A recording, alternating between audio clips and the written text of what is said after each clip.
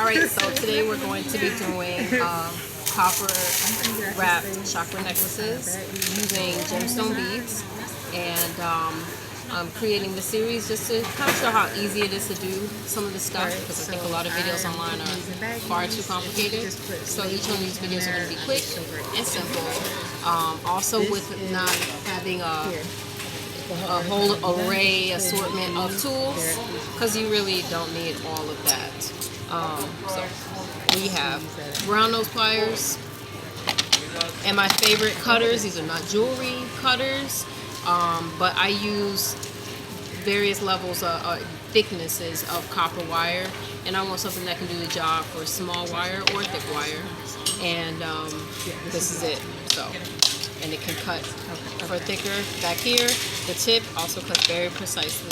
So there's that. And it wouldn't hurt to have some chain nose pliers, just flat, something flat without the teeth in it, so you're not scratching up your copper. So solid copper wire.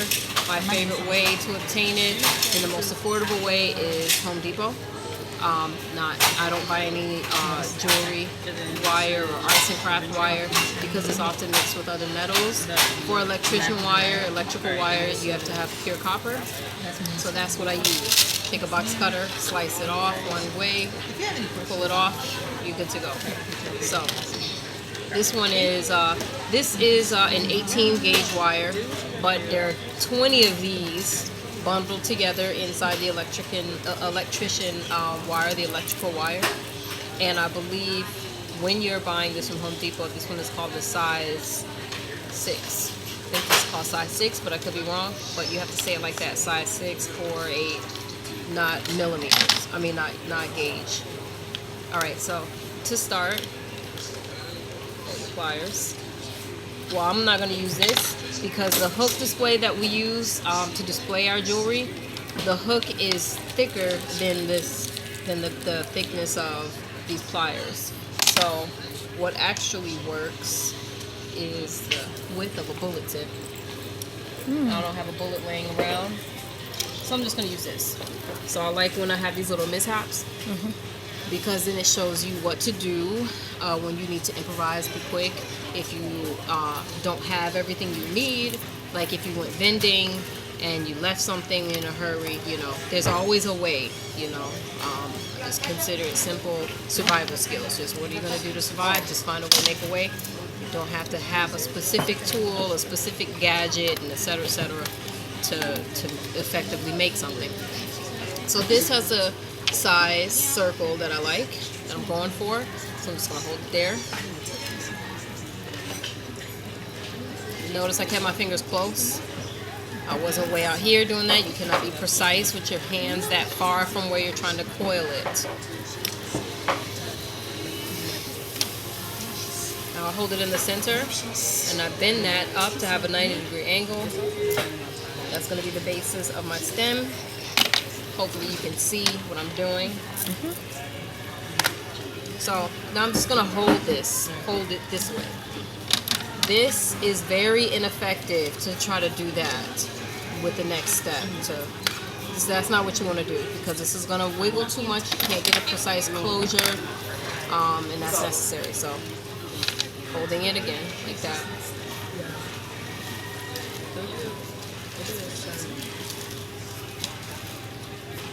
Notice I'm not doing any pulling.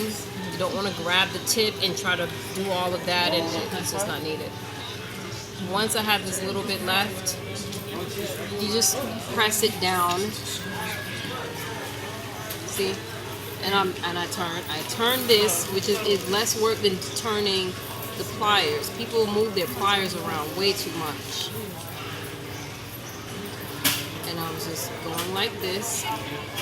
That's what I was doing just now to get this completely sealed. I was doing that while turning the wire. Really simple. So I just want to make sure that I don't have any waves. That's the thing when you buy electrical wire. If you take one off, it's going to be wavy. So you can buy one of these that I bought for my ladies. here at Enchanted Jewelz. I don't like these. That's not necessary. Just all you need to do is this. But I'm not just pulling it. I'm actually bending it. Like that. And then just straighten that back out. Creating that little bend gets rid of all those waves.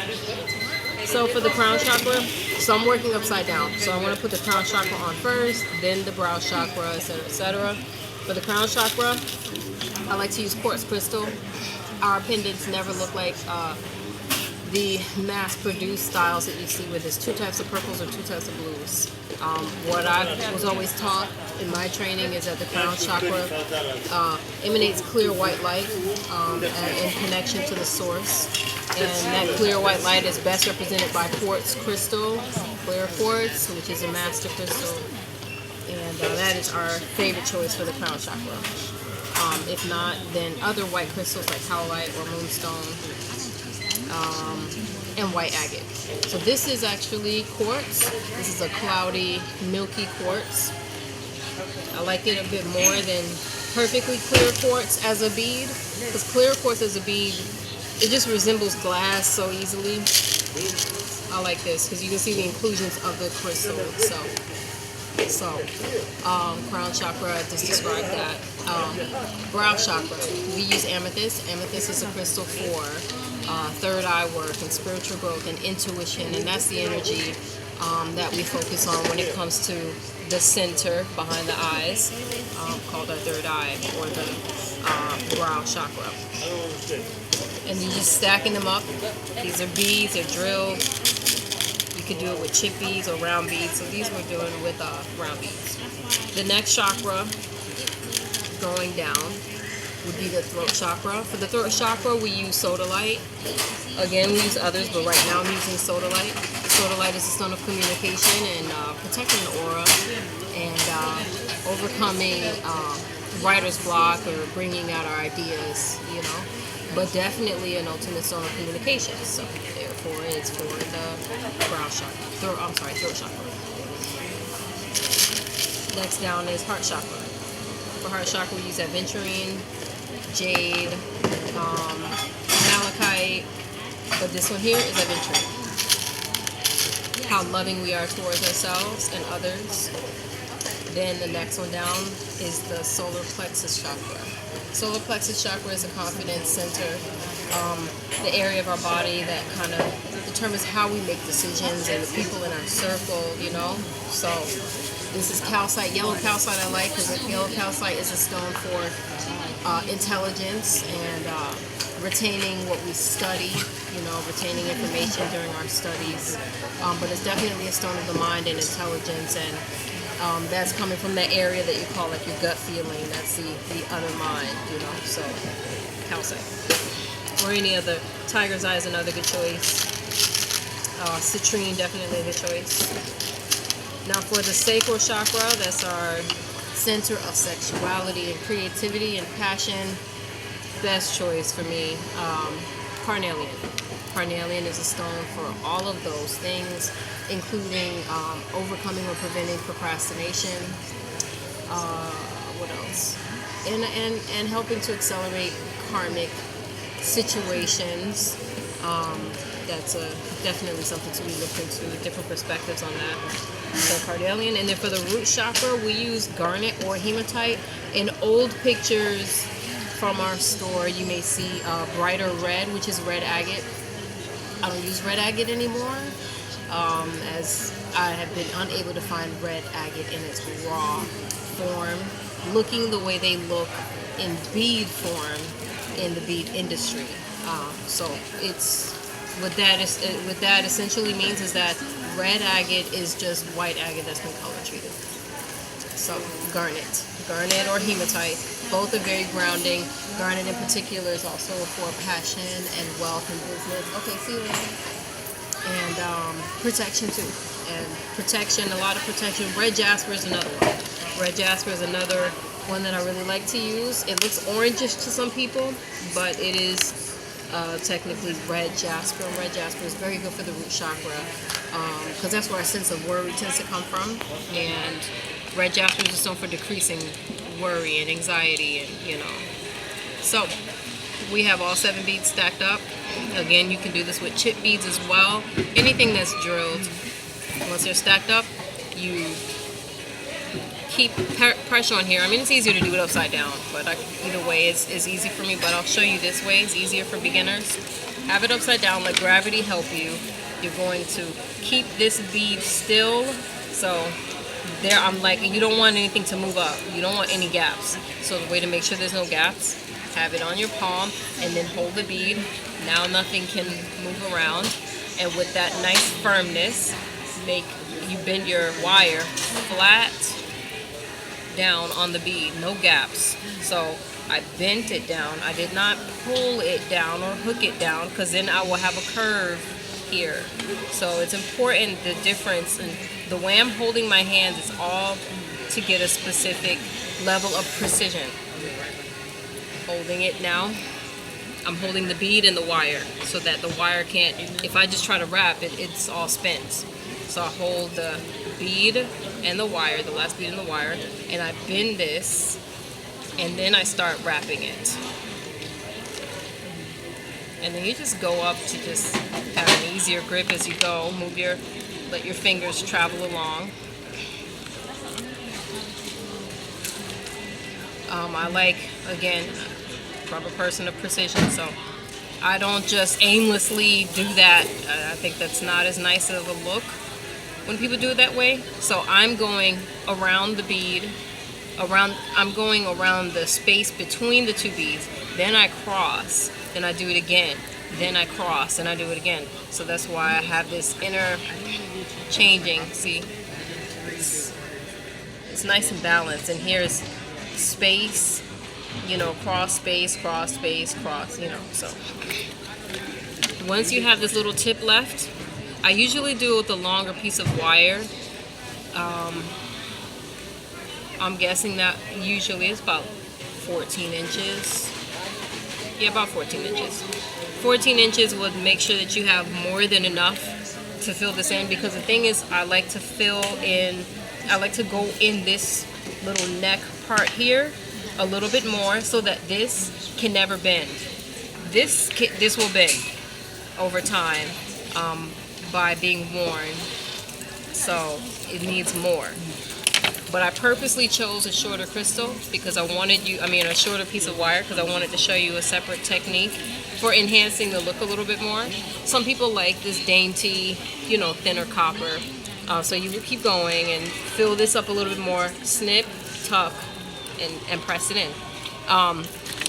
I like to sometimes, and this is good to know if you're low on wire, so you can make your pendant with a small piece of wire, make your loop on the top, and seal it off with just a little bit that was left. And what you do is you take a thicker wire, like if you were low on the thinner wire, you take your thicker one, hold it. I started the second bead up, crisscross, and then again, just same exact thing. But this gives it a richer look, especially for people that have an appreciation for thicker copper. Thicker copper just gives more of a shine. So now I'm at the top. I'm going to go around the top, cross through the middle, and right there is where I want to cut, so I have a nice sealed finish. This is important so that you have finished pieces that cannot hook onto hair or clothing later. Never have anything sticking out. And just pressing it and you have a straight edge, that's not closed completely. So I curved it. I'm holding this right. I curved it. Hopefully you can see that. And then just squeeze it down. Notice I'm not twisting my arm all over the place. My hands aren't doing a lot of motions. I'm not pulling and forcing anything to go anywhere. That's it. Naturally, when you're new to this, you want to go like this and keep doing all of this and reaching under. Well, naturally for some. But yeah, you just need to just give it a nice squeeze. Pushing the wire is always smarter and easier than pulling it. You'll hear me say that in probably every video.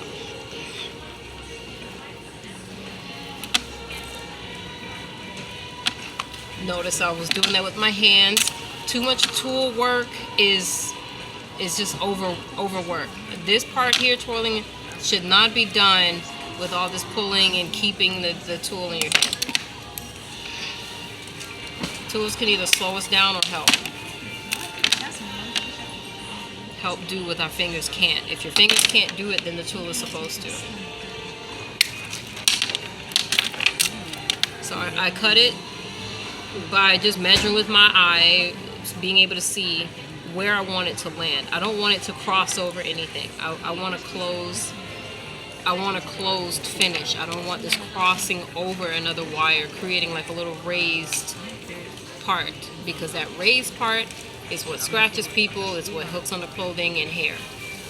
So now I have my little piece, my little ending, again with the little curve.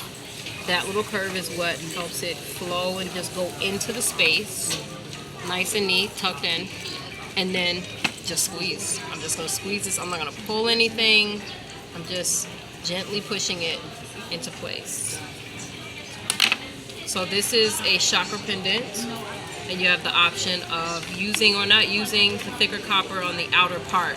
But that thicker copper cannot go through the beads, which is why, to answer if someone has a question, why can't I start with that or only use that? It's too thick to go through the beads.